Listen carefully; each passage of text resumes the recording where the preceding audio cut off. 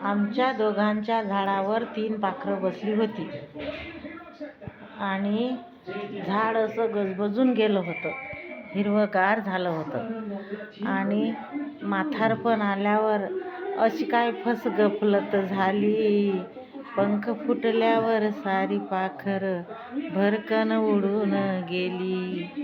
आमची लाडाची सूनबाई, काय सांगू हिची नवलाई. नवऱ्याच्या कानात सांगे, तुमचे आईबाप पाहिजे नाही.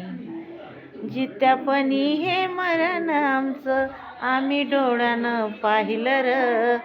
अन लगीन झाल्यावर मायबाप सोडून पोरग वेगळं राहिलं र. लगीन झाल्यावर मायबाप सोडून पोरग वेगळं राहिलं र.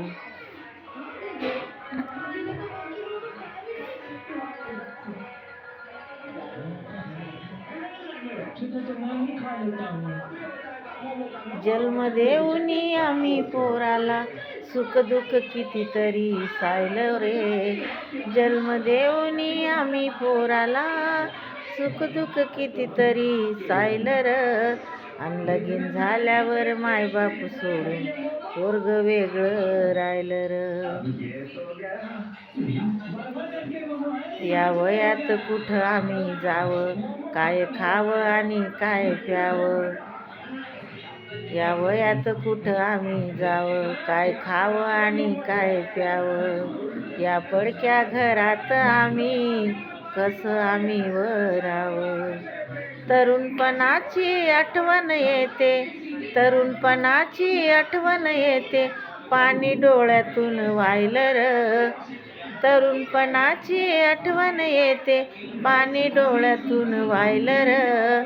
अन लगीन झाल्यावर मायबाप सोडून पोरग वेगळं राहिलं र.